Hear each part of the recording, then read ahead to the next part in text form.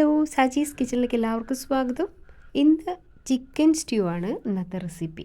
Chicken stew എല്ലാവരും കഴിച്ചിട്ടുണ്ടാവും. അടിപൊളി taste അല്ലേ? ആ തേങ്ങാപ്പാലിൻ്റെയൊക്കെ ഒരു ടേസ്റ്റ്, പിന്നെ എല്ലോട് കൂടിയ ചിക്കൻ പീസസ്, കുറച്ച് വെജിറ്റബിൾസ്, കുറച്ച് സ്പൈസസ്, പിന്നെ അധികം എരിവോ പുളിയോ അങ്ങനെയൊന്നുമില്ല. പക്ഷേ ടേസ്റ്റ് സൂപ്പറാണ്. അപ്പോൾ അത് എങ്ങനെയാണ് തയ്യാറാക്കാൻ നോക്കാം.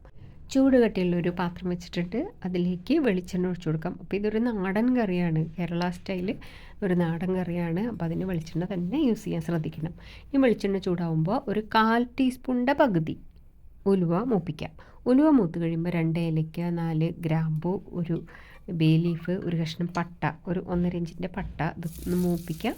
അതിനുശേഷം ഒരു മീഡിയം സവാള നീളത്തിലരിഞ്ഞത് ചേർത്ത് കൊടുക്കാം. അപ്പോൾ ഫ്ലെയിം ഒരു മീഡിയത്തിൽ വെക്കാൻ ശ്രദ്ധിക്കണം.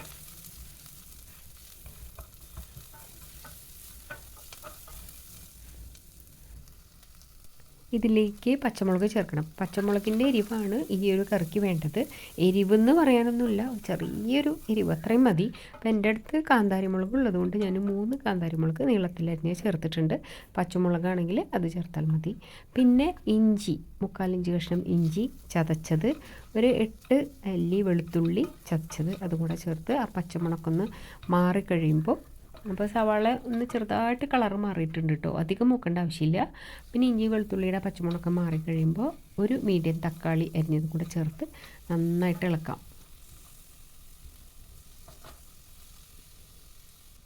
ഇനി ഫ്ലെയിം കുറച്ച് വെച്ച് മൂടി വെച്ച് 2-3 മിനിറ്റ് കുക്ക് ചെയ്യാം. അപ്പോൾ തക്കാളിയൊക്കെ ഒന്ന് സോഫ്റ്റായിട്ട് കിട്ടും. അപ്പോൾ സോഫ്റ്റായി കഴിയുമ്പോൾ നമുക്ക് തക്കാളി ഒന്ന് ഉടച്ചെടുക്കാൻ എളുപ്പമായിരിക്കും.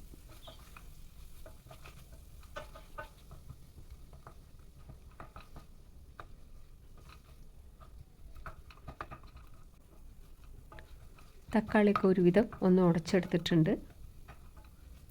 അപ്പോൾ ഫ്ലെയിം ഒന്ന് മീഡിയം ഫ്ലെയിമിലേക്ക് മാറ്റാം. ഇനി ഇതിലേക്ക് ചിക്കൻ പീസസ് എല്ലോട് കൂടിയിട്ടുള്ള ചെറിയ പീസസായിട്ട് കട്ട് ചെയ്തത് 1/2 കിലോ ആണ്, അത് ചേർത്തിട്ടുണ്ട്. പിന്നെ ഇതിലേക്ക് കുറച്ച് വെജിറ്റബിൾസ് ചേർക്കുന്നു. കുറച്ച് മീൻസ് ഉരുളക്കിഴങ്ങും ക്യാരറ്റുമാണ് ചേർക്കുന്നത്. ഒരു മീഡിയം സൈസ് ഉരുളക്കിഴങ്ങ് അരിഞ്ഞതും ഒരു ക്യാരറ്റ്, ഒരു മീഡിയം സൈസ് ഒരു ക്യാരറ്റ് അരിഞ്ഞതും കൂടെ ചേർക്കാം. എല്ലാം കൂടെ നന്നായിട്ടൊന്ന് മിക്സ് ചെയ്യാം. ഇനി ഇതിലേക്ക് 2 പാൽ, അപ്പോൾ തേങ്ങാപ്പാൽ 1ഉം 2ഉം പാൽ എടുത്ത് വെക്കണം. ഞാൻ 2 പാൽ 1 കപ്പും 1 പാൽ 1/4 കപ്പുമാണ് എടുത്ത് വെച്ചിട്ടുള്ളത്. അപ്പോൾ ആ 1 കപ്പ് 2 പാൽ ചേർത്തിട്ടുണ്ട്. പിന്നെ ഒരു 1/4 കപ്പ് വെള്ളം കൂടെ ചേർത്തിട്ടുണ്ട്. 1/4 കപ്പ് ടു 1/2 കപ്പ് വെള്ളം ചേർക്കാം. പിന്നെ ആവശ്യത്തിന് ഉപ്പും ചേർക്കാം. ഇനി മൂടി വെച്ച് വേവിക്കാം. ചിക്കൻ ഒരു 20 മിനിറ്റ് നേരം മീഡിയം ഫ്ലെയിമിൽ കുക്ക് ചെയ്യണം. അപ്പോൾ അതിനിടയിൽ കുറച്ച് കശുവണ്ടി ഒന്ന് അരച്ചെടുക്കണം. കശുവണ്ടി അരയ്ക്കാനായിട്ട് നേരത്തെ വെള്ളത്തിൽ കുതിർത്തിട്ടുണ്ടെങ്കിൽ ഓക്കെ, കുതിർത്തിട്ടില്ലെങ്കിൽ കശുവണ്ടി മാത്രം ഇട്ട് വെള്ളം ചേർക്കാതെ ആദ്യം ഒന്ന് പൊടിച്ചെടുത്തതിന് ശേഷം ആവശ്യത്തിന് വെള്ളം ചേർത്ത് അരച്ചെടുക്കാം. ഇതിനിടയിൽ ഒരു 10 മിനിറ്റൊക്കെ കഴിയുമ്പോൾ കറി ഒന്ന് തുറന്ന് നോക്കാം. 2 പാലിലാണ് നമ്മൾ വേവിക്കുന്നത്. അപ്പോൾ ചിലപ്പോൾ പിരിഞ്ഞ പോലെ കാണും. അപ്പോൾ അത് കുഴപ്പമൊന്നുമില്ല. നന്നായിട്ട് ഇളക്കിയതിന് ശേഷം വീണ്ടും മൂടി വെച്ച് വേവിക്കാം. അത് ശരിയായിക്കോളും. അപ്പോൾ ഒരു 20 മിനിറ്റൊക്കെ കഴിഞ്ഞിട്ടുണ്ട്. അപ്പോൾ ചിക്കനും അതുപോലെ ആ വെജിറ്റബിൾസും എല്ലാം നന്നായിട്ട് വെന്തിട്ടുണ്ടാവും. ഇതിലേക്ക് കശുവണ്ടി അരച്ചതാണ് ചേർക്കേണ്ടത്.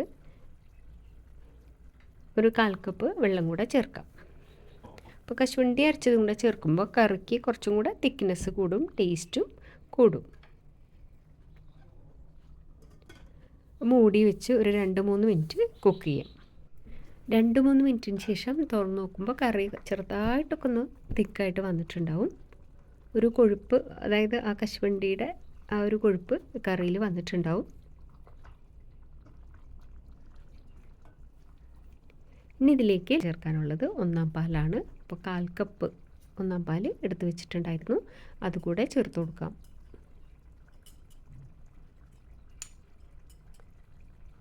ഒന്നാം പാൽ ചേർത്ത് തിള വന്ന് തുടങ്ങുമ്പോൾ ഒരല്പം ലെമൺ ജ്യൂസും കൂടെ ചേർക്കാനുണ്ട്. അപ്പോൾ ഈ സമയത്ത് ഉപ്പൊക്കെ കറക്റ്റാണോ നോക്കണം കേട്ടോ. അപ്പോൾ ഒരു 1/2 ടീസ്പൂൺ അത്രയും മതി, കൂടരുത്, ലെമൺ ജ്യൂസും കൂടെ ചേർക്കാം. എല്ലാം കൂടെ നന്നായി മിക്സ് ചെയ്ത് തിള വരുമ്പോൾ ഓഫ് ചെയ്യാം.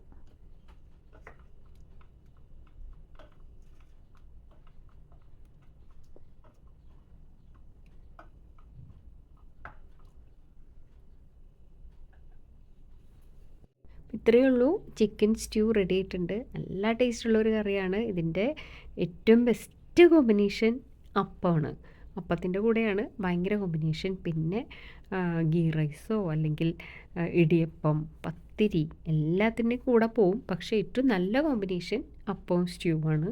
അപ്പം ഇത് മട്ടൻ വെച്ചും ബീഫ് വെച്ചും ഒക്കെ തയ്യാറാക്കാം. അപ്പം ഇതുപോലെ ചെയ്യാത്തവരുണ്ടെങ്കിൽ തീർച്ചയായിട്ടും ഒന്ന് ചെയ്തോളൂ. അടിപൊളിയാണ്. Thank you.